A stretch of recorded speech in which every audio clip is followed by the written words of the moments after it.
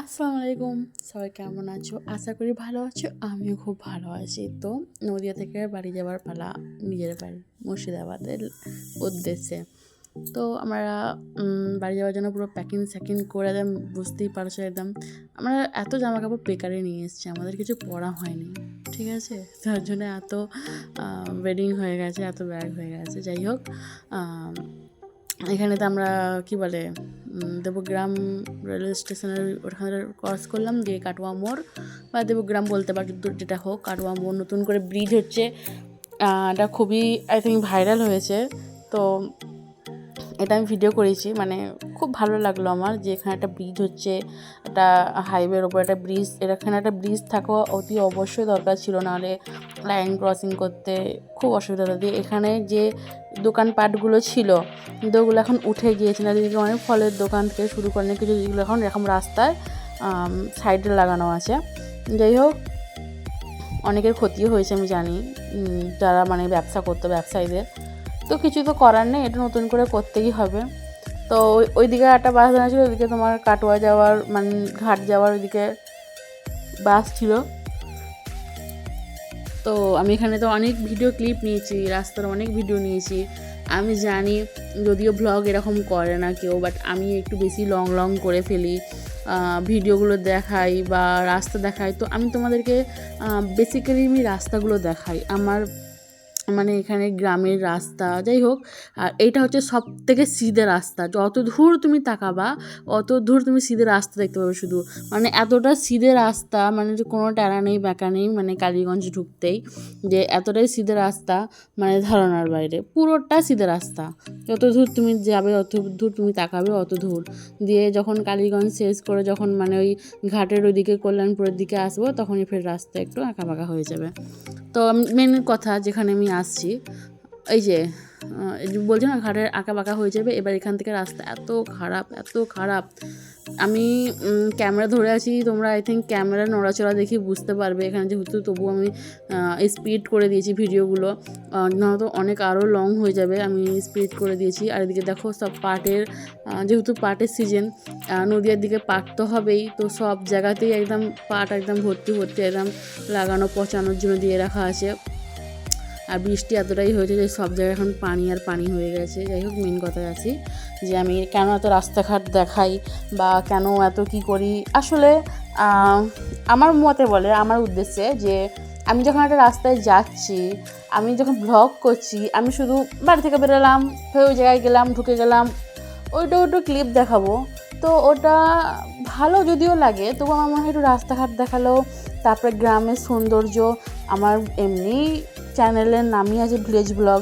তো গ্রামের সৌন্দর্যগুলো আমি যদি নাই দেখাই, আমি গ্রামে এসে যদি গ্রামের সৌন্দর্যগুলো নাই দেখাই, যেমন এই যে পাট, এখানে পাট ভেজানো আছে, দড়ি হচ্ছে, কত কিছু, তো যদি আমি নাই দেখাতে পারি, তা কিসের আর কি, তাহলে ভিলেজ ব্লগ নাম দিলাম, তাই না? যাই হোক, তো এটা যাওয়ার পথে তোমরা দেখেইছিলে, আমার ভিডিওটা দেখেছো, আমাদের যাওয়ার পথে এখানে রাস্তা হচ্ছিল, তাই ওখানে রুল গাড়ি রাখা ছিল, রোড রুল গাড়ি। তো ওটা অনেকটা লেভেল হয়ে গেছে, খুব ভালো হয়ে গেছে। তা পিঠ পুট ধরে গেছিলো আমার, গঙ্গায় পানি অনেক উঠে এসেছিলো, অনেক বেশি, যেখান থেকে আমরা আগেরবারে নেমেছিলাম ওখানটা আমাদের যাওয়া হয়নি। তো এটা কল্যাণপুরের ঘাট, এখানে একটা মাঠ আছে, গরু ছাগল চড়ানো হয়। এখানে একটা মাঠের পাশেই ছোট করে খালি একটা নৌকা খালি রেখেছিল। তা আমাদের কি অসুবিধা হয়েছিল সেদিন, মানে কোনো চান্সেস ছিল না আমাদের বাড়ি আসার সেদিন। মানে এতটা কষ্ট হয়েছিল, ধারণার বাইরে বাড়ি আসতে গিয়ে, গঙ্গা পার হতে গিয়ে। গঙ্গাতে এত পানি উঠে গেছিলো, এতটাই পানি উঠে গেছিলো যে ডবল যে নৌকা থাকে, যাতে করে গাড়ি যানবাহন যেগুলোকে পার হয়, আগের বারে যারা, আমি যখন গিয়েছিলাম, যারা দেখেছো ভিডিওটা, তাহলে সিঙ্গেল নৌকা ছিল, সিঙ্গেল নৌকা, তাও আবার সিঙ্গেল, একটা কাঠ দেওয়া আছে, লোহারটা দেওয়ার আছে, ঠিক আছে, যে ওটা পার হওয়ার জন্য। বাবারে বাবা, আমাদের টোটো গাড়ি ছিল, আমাদের মানে কী পর্যায়ে আমাদের কষ্ট হয়েছে, তোমরা এই ভিডিওটা দেখলেই বুঝতে পারবে। আর তারপরেতে মানে আমি তো রীতিমতো এতটাই ভয় পেয়েছিলাম, সঙ্গে সঙ্গে ভিডিওটা অফ করে আমি কান্না করে দিয়েছিলাম। বোটটা দেখতে পাচ্ছ তোমরা, দেখতে পাচ্ছ নৌকাটা জাস্ট একটা সিঙ্গেল নৌকা। তো সিঙ্গেল নৌকায় কি হয়, যদিও হয় ওখানে, যদিও আর একটা যদি লোহার যে যেটা তোলার যেটা রয়েছে দেখতে পাচ্ছ, ওরকম আরেকটা যদিও থাকতো তাহলে আমার মনে হয় তাহলে ব্যাপারটা এতটা গম্ভীর হতো না, এতটা খারাপ হতো না। আমার হাজব্যান্ড যে কত কষ্ট করেই না তুলেছে, আর আমাদের যে কী অবস্থায় না হচ্ছিলো, মানে ওই দৃশ্যটা এখনও মনে পড়লে আমার জানটা কেমন করে ওঠে। আমি তো এত ভিডিও দেখি, তো আমার মনে হচ্ছিলো যা এবার হয়তো তলিয়ে যাবে, এবার হয়তো কিছু একটা হয়ে যাবে। তো মানে কি বলবো, যখন তুলছিল অতটা মনে হচ্ছিলো, কেন মাঝি ভাই বলছিল না উঠে যাবে উঠে যাবে, হ্যাঁ, কিন্তু ওখানে আরেকটা থাকলে তাহলে এতটা মানে কষ্ট হতো না। মাঝি ভাই, যদিও মাঝি ভাই এত ভালো মানুষ ছিল। এই যে দেখো দেখো, এই যে দেখেছো পড়ে গেছিলো, যে আমি রীতিমতোই। আর তখন ওখানে কল্যাণপুরের ওখানটাতে কয়েকজন মানে গরু চড়াতে এসেছিলো, মোষ চড়াতে এসেছিলো, হ্যাঁ কয়েকজন। তো তাদেরকে আমি এত হেল্পের জন্য আমি মাঝি ভাই সবাই ডাকছি, তারা কিছুতেই এলো না, মানে মানুষত্ব মানুষের এখন মানে কিছু কিছু মানুষের যে মানুষত্ব নাই সেটা দেখে বোঝা গেল ওদেরকে। ওরা দেখছে যে আমাদের গাড়িটা এতটা কাত হয়ে গেছে, এত কিছু হয়ে গেছে, তো যাই মানুষটা হেল্প করে, জাস্ট গাড়িটা একটুখানি ধরলেই হয়ে যেত।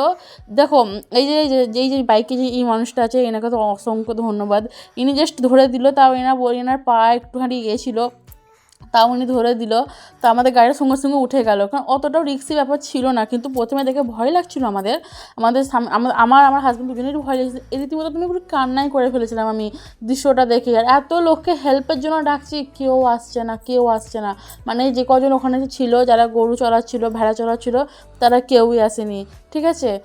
যাই হোক, তবুও কষ্ট করে মাঝি ভাই অনেক সাপোর্ট করেছে আমাদের, মানে আসলে মাঝি ভাইরা খুব ভালো মানুষ হয় সেটা মানে বোঝাই গেল। আর ওই যে ওনাকে তো স্যালুট, উনি যদি হেল্প করতো তাহলে মনে হয় আমাদের খুবই কষ্ট হতো।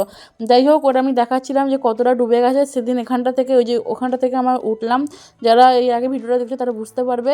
এবং ওইখানেতে অনেক বাড়ি ছিল যেগুলো পুরোপুরি ডুবে গেছে, কিচ্ছু দেখা যাচ্ছে না ওইদিকেতে। অনেক দোকানপাট ছিল, এগুলো পুরো ডুবে গেছে, একটু মাথা পর্যন্ত দেখা যাচ্ছে না, তাই আমি এটাকে জুম করে দেখাচ্ছিলাম। তো যাই হোক, সেটা তোমরা বুঝতে পারোনি। যখন ঘাটের পানি যখন শুকাবে ইনশাল্লাহ আমি এসে দেখাবো। আমি এই ঘাটের পানি যখন ছিল না আমি তখন গিয়েছিলাম, কিন্তু কোনো ভিডিও বা ফুটেজ কিছুই করা হয়নি।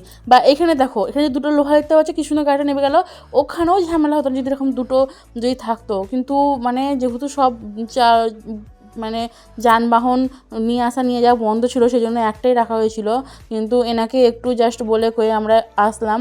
তো সেদিনকে আরও একটা বিপদ হয়েছে, ওই যে একটা বুড়ি বয়স্ক মানুষকে দেখলেন না, তো ওনাকে বাড়িতে রাখতে গিয়ে আমার মাথায় এত জোরে লেগে গিয়েছিলো, আমার মাথায় কি ফুলে গিয়েছিলো, মানে সেদিনকে আমাদের মানে কি বলবো, আমাদের দিনটাই মনে হতো হয়তো খারাপ, বাট তবুও ঠিক ছিল, বাড়ি যেমন করে হোক ফিরে এসেছিলাম। ওই বুড়ি মানুষটাকে ওদের মানে আমাদের পুরো ওখান থেকে উঠেছে, ঘাটের থেকেই উঠেছে। তো ওনাকে নামিয়ে দেওয়ার কথা ছিল বাস স্ট্যান্ডে, সালার বাস স্ট্যান্ডের ওখানটাতে, উনি নামেননি। তারপরে আমরা নেব না বলেছিলাম, কিন্তু ওনার একটা মেয়ে ছিল যে ওনাকে তুলতে এসেছিলো, বয়স্ক মানুষ, তো যেহেতু তো উনি বললো যে তুলে নিয়ে যাও, তোমরা তো সালারের দিকেই যাচ্ছ। মানে যখন আমাদের ওই আমি যখন চিল্লাচ্ছিলাম যে এখানকার কীরকম মানুষ, কেউ একটু হেল্প করতে আসে না, তখনই সবাই আমার সাথে কথা বলতে লাগলো, দিয়ে ওরা বললো তোমরা কোথায় যাবে, আমরা সালারের দিকে যাবো।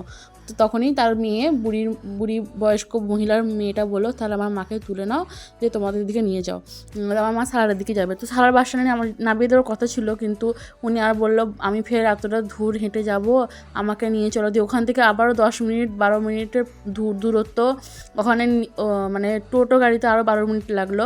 তো ওনার পুরো মেয়ের বাড়িতে রেখে গিয়ে ওদের বাড়ির সামনে এতটাই মানে রাস্তা খারাপ ছিল যে আমার মাথায় ফটাস করে যে আমাদের টোটো গাড়ির লোহাটা আছে লেগে যায়, দিয়ে মাথা ফুলে যায়। তো যাই হোক, তো এটা যাওয়ার পথে আমি দেখিয়েছিলাম যে একটু কতটা অল্প পানি ছিল, আর ঠিক 4-5 দিনের মধ্যে এতটা ডুবে গেছিলো। দেখতে পাচ্ছ তোমরা, এত তিলপাড়ার পানি ছাড়া হয়েছিল, তারপরে আবার এত পানি হয়েছে, মানে কতটা পানি ছাড়া হয়েছে তোমরা খালি দেখো, দেখো এবার রাস্তায় পানি উঠে আসবে। তো এখন তো পানি অনেকটা কমে গিয়েছে, সেদিন এটা প্রায় অনেক দিন আগেকার ভিডিও এটা। যাই হোক, তো তোমাদেরকে আমি দেখাচ্ছিলাম যে কতটা, যেটা সব চাষের জমি, সব ধান লাগানো ছিল, হ্যাঁ, মানে কত চাষি ভাইদের যে কত কষ্ট, মানে কত যে নষ্ট হয়ে গেছে আর কত ওনাদের কষ্ট লাগে সে আমরা বুঝতেই পারছি, কারণ এগুলো সব চাষের জমি। আমরা দেখেছি এখানে হচ্ছে চাষ হয়, তোমরা যারা আমার ভিডিও দেখো তারা দেখবে, আমি এখানে অনেকগুলো ফুটেজ আমার ভিডিওতে রাখা আছে, এগুলো সব চাষের জমি। দেখছো পুরো পানি উঠে গেছে, উফ। আর এদের তো মজার, একদম বৃষ্টি হচ্ছে, মাছ ধরাধরি হচ্ছে, আর একটুর জন্যে পুরো একদম রাস্তা পুরো ডুবে যেত। যাই হোক, আর কি বলবো, কিছু বলার নাই আমার। মানে সেদিন দিনটা খুবই খারাপের মধ্যে থেকেও একটু হলেও যখন সালারের দিকে চলে আসলাম ভালো লাগলো, যে যাই হোক অনেকটা বিপদ আপত্তি থেকে আমরা পেরিয়ে চলে এসেছি। কেন সালার চলে আসলাম মানে মনে হয় যে বাড়ি চলেই আসলাম, কারণ সালার থেকে তো বাড়ি আর বেশিক্ষণ লাগে না। তো এমনিতে সালারে কোনো কিছু হলে এখনও বাড়ির কাছে সবাইকে পেয়ে যাব, কিন্তু ওই গঙ্গার ওই পাড়েতে যখন মানে খুবই খারাপ লেগেছিলো দৃশ্যটা, আর কি বলবো, মনে পড়লে এখনও বুক কেঁপে ওঠে আমার। তো আমি তোমাদেরকে দেখাচ্ছিলাম যে দেখো কতটা পানি উঠে গেছে পুরো, এটা দেখতে পাচ্ছ, ওই দেখো সব নেমে আছে, এক গলা করে পানি, কতটা গভীর তাহলে ভাবো তোমরা, কতটা গভীর একদম, কতটা মানে অল্প পানি ওঠেনি যে শুধু হালকা করে পানি উঠে গিয়েছে বা কিছু। এই জমিগুলো চাষের জমি, রাস্তা থেকে অনেকটাই নিচু, সেসব জমি আর জমির পানি আর রাস্তা সমান হয়ে গেছে, মানে এক গলারও উপরে পানি হয়ে গেছে। আরও ভিতরের দিকে গেলে একটা মানুষ ডুবে যাওয়ার মতো পানি হয়ে গিয়েছে, পুরো পুকুরের মতো হয়ে গিয়েছে। আমি যাওয়ার সময় এগুলো দেখেছিলাম যে এতটা পানি ছিল না, 4-5 দিনের মধ্যে এতটা পানি বেড়ে গিয়েছিল যে অবশ্যই চাষি ভাইদের নষ্ট হওয়ারই কথা। তো চাষের জমি পুরোই নষ্ট। তো আমরা বাড়ির দিকে যাচ্ছিলাম। তো ভিডিওটা এই পর্যন্তই, ভালো লাগলে সবাই একটু লাইক কমেন্ট শেয়ার করে দেবেন, আর কিছু না। সবাই ভালো থাকবেন, সুস্থ থাকবেন, আল্লাহ হাফিজ।